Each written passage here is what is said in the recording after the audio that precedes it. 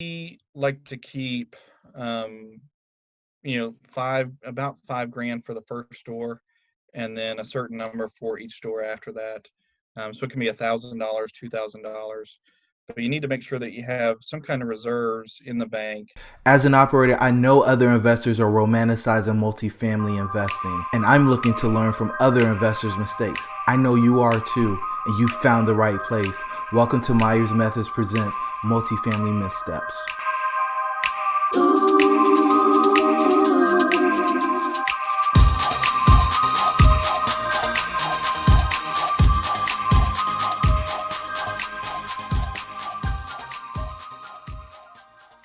Everybody, and welcome to Myers Methods Presents Multifamily Missteps. I'm your host, Jerome, and I've got the great pleasure of having my main man, Tyler, with me today. How are things over in Winston, man? It's good. It's good. It's really good. Other than the rain today, but other than that, it's good. It rained all day. I'm still trying to figure out how I'm going to get my walk in, man. So do me Yeah. a favor. If the listeners want to get in contact with you, what's the best way to do that? Well, they can email me at Green Salix Real Estate, which is green as in the color, Salix, which is SALIX, real estate at gmail.com. That's probably the best way to reach me. Perfect, man. Now that we got the important stuff out the way, tell me a little bit about your background and what you've been working on recently in real estate. Sure. So I joined the local RIA back in 2016 and drank the Kool-Aid. Um, started started talking to the guys and the gals in the group that were where I wanted to be, and found out what they were doing, and they one of their things was take action, do something, don't just read books, don't just take classes, do something, right? And so my first property was a single family home back in 2016. I actually used a realtor to buy that one. And so I use the Burr method, which I'm sure you're aware of that. So I bought it, I rehabbed it, I rented it, I refinanced it, and then you repeat the process.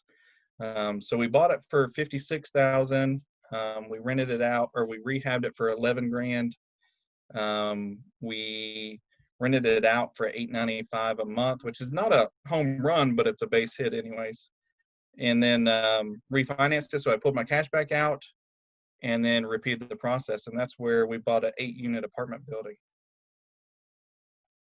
Got it. So you got an 8-unit. Look at you Mm-hmm. rolling Yeah. into the buy and hold strategy. And Yeah. so you bought. How'd you get this 8-unit? This is a great story. How'd you land on this 8-unit? Yeah. So I do pest control during the day. So I met the owners out there. They were having some bed bug issues. And so we took care of some bed bug issues with the pest control company. And I said, if you guys ever want to sell this thing, let me know because I'd be interested. And so that was back in 2015, I think it was. And then this happened again in 2017. And so I was like, listen, if you guys ever want to sell this, let me know. And they were just tired of fooling with it. They were fed up. And so they called me a couple weeks later and they were just like, yeah, actually, we do want to sell it.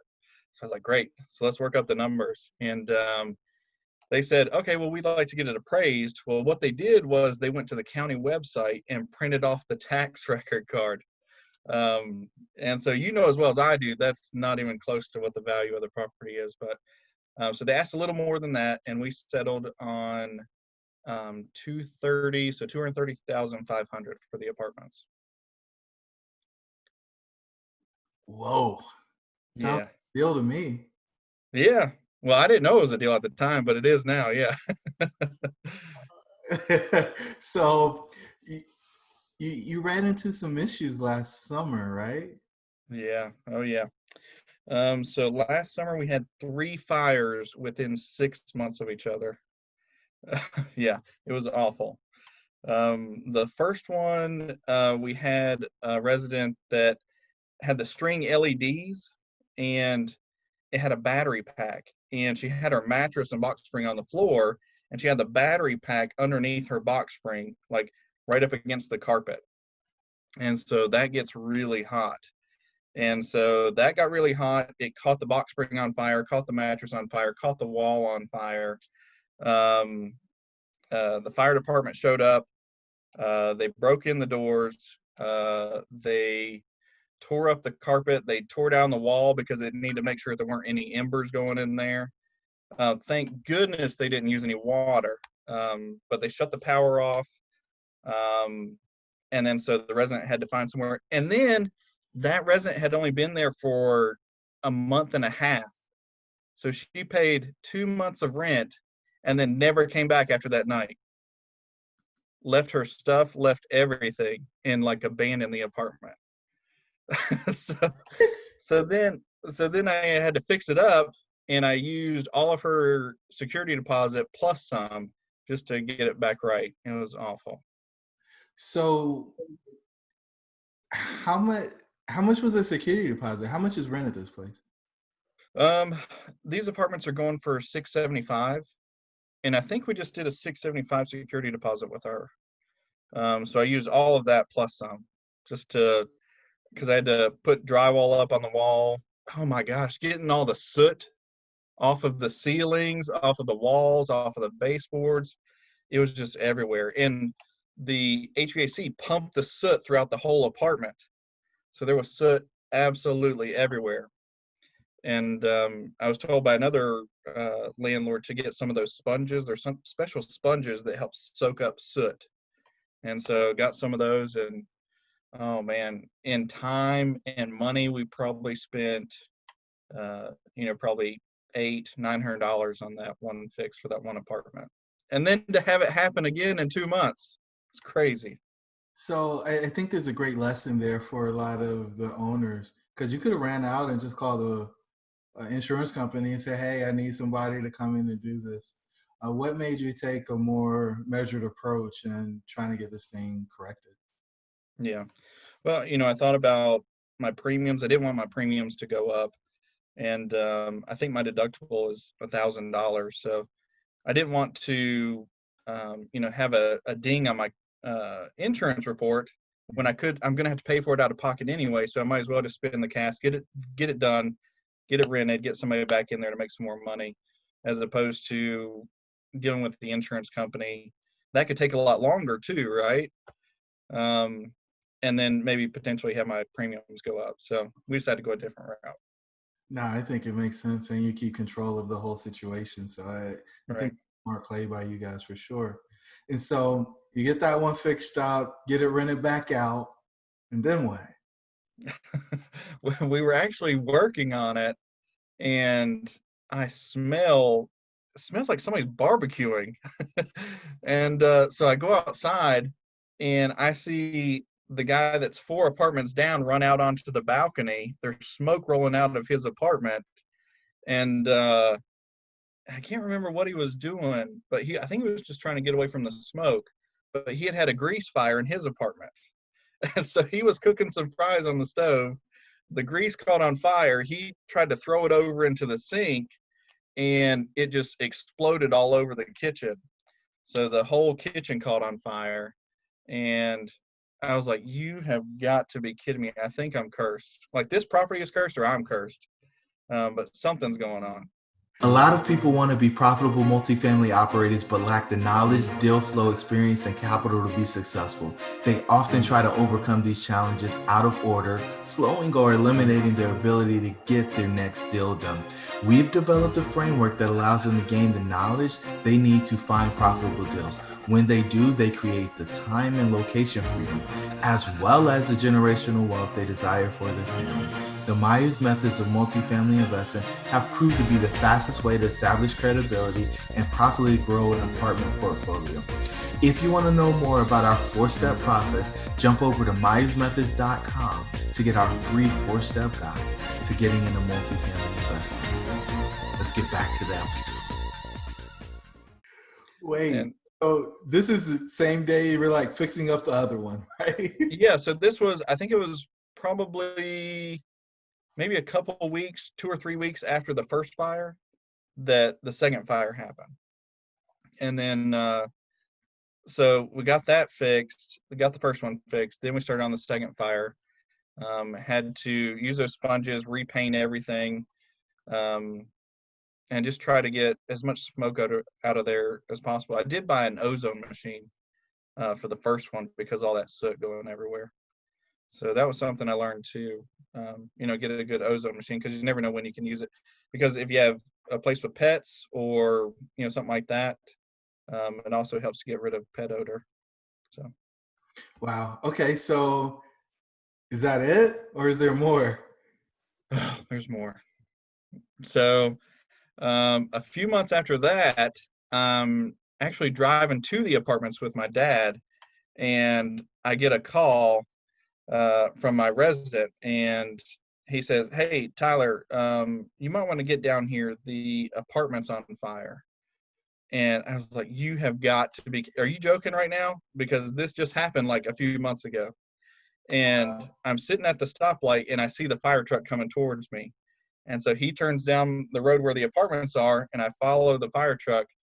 We get there, and there were, no joke, 13 fire trucks in the parking lot, which we don't even have a large parking lot, but they were lined up down the road to take care of this fire. And what had happened was the two heating elements in the HVAC, the air handler, shorted out and caused smoke to go up into the attic. And so they were smelling fire or smelling smoke, and they called the fire department, and the fire department showed up with 13 trucks. And thank goodness they didn't have to use water on that one either. They just tore down the ceiling in the living room and in the bedroom. And so there's insulation everywhere. There's smoke everywhere. It's always a mess. Wait, so they just pull it all down and then walk away? Yeah. Yeah. They shut the power off. Okay. That's one of the things I learned too, is if the fire department shuts your power off, you have to have an electrician come out to say it's safe before you can turn your power back on. So that's not cool either. So I had to pay an electrician to come out and say everything was good before we could turn the power back on. So what I ended up doing, I had a vacant apartment, so I had to move that guy from his apartment downstairs to a different apartment, and until I could get the power turned back on. Well, he wasn't going to be able to stay in there with the insulation and the ceiling on the floor, could he? No, he wouldn't want to. No. Oh, he was not happy either because there was insulation all over his nice furniture. Oh, it was not good. Oh man. So, I mean, did your eyes like get big when you saw the fire truck turn? Oh, they did. Listen, if you have like show notes or something, I'll send you pictures, and you can see all the fire trucks lined up down the road.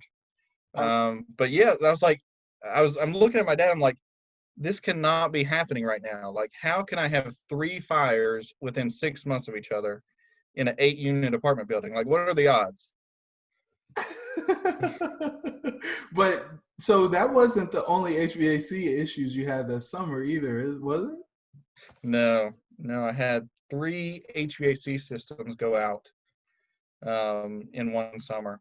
So, and something I learned from that is just make sure you have plenty of reserves, because those are not cheap. I mean, they're a lot more expensive than the fires have been. They are. Did you have to do the whole system, or did you just do the outside unit? We did the outside unit, and we replaced the indoor units because the building was built in '76. Yeah. So they were original to the building, and so it was just time. Okay. So, I mean, that's 35 to 42, depending on which unit, which brand Yeah, manufacturer. yeah, definitely got the money out of them. Yeah. All right. All right. So, you had some financial impact. You spent some money out of your pocket to fix stuff up instead of the insurance paying for it, because, a lot of it just would have been more expensive, or I guess your premium was more expensive than fixing it and putting some Right. equity on that thing. You had some vacancy, of course, because the folks were out there, and that's kind of the collateral damage. And you had to wait for an electrician to come out too, so power wasn't restored. Now, with the power, was that to the unit or to the whole building? To the actual apartment. Okay. So yes, so they shut the main breaker off, and when they do that, you have to get something saying that you can turn the power back on. So something I did not know. Awesome. Try to avoid that. So I know this might sound crazy, but I gotta ask, are there any process changes that you've made to keep these fires from happening again? Yeah, so with the first fire where she had the LED string lights, so we have put that in our lease that we don't allow LED string lights to be in the apartment just because of the fire hazard. And we had the fire department come out and give us an assessment as to what we need to do because, like, I like those guys, I just don't like to see them 3 times in 6 months. So had a guy come out. He told me exactly what we needed to do just to make sure that if that did happen again, that everybody's safe and we're in compliance with fire codes and that kind of thing. So we installed a couple more fire extinguishers on the outside of the building, so one upstairs and one downstairs, and then one in the laundry room too. So now we're sure that, if something does break out, it's just steps away where they can go grab something and take care of it without having to hopefully call the fire department. But if they do come out, that's not the worst thing either. Got it. So add the extinguishers, eliminate the risk by people doing silly things in their unit. I can't believe it. I surely hope, well, you said it in a roundabout way, but I'm glad she wasn't in the bed when the thing caught on fire. That could have been Yeah. Yeah, no kidding. So the final question for this episode is, what words of wisdom do you have for our listeners? Yeah, make sure you have reserves. So we like to keep, about $5,000 for the first store, and then a certain number for each store after that. So it can be $1,000, $2,000, but you need to make sure that you have some kind of reserves in the bank, just to make sure when stuff does hit the fan. So when you have 3 HVAC systems go out, or if you have 3 fires, that you have some kind of backup plan as far as money to pull to make sure that you can get those things resolved. Because the faster you can get those things resolved, the faster you can get somebody back in there making money again. Awesome, Tyler. Really grateful for you sharing these amazing stories with us. Can't believe I've been hanging out with you for a few years now and haven't heard them. So thanks for bringing us steps, man. We'll talk. You made it to this juncture, so you really love what we shared on this episode of Myers Methods Presents Multifamily Missteps. Do us a favor, give us a 5-star rating, give us a review, and share this with somebody who's interested in multifamily investing. Until the next time, the pack is with you.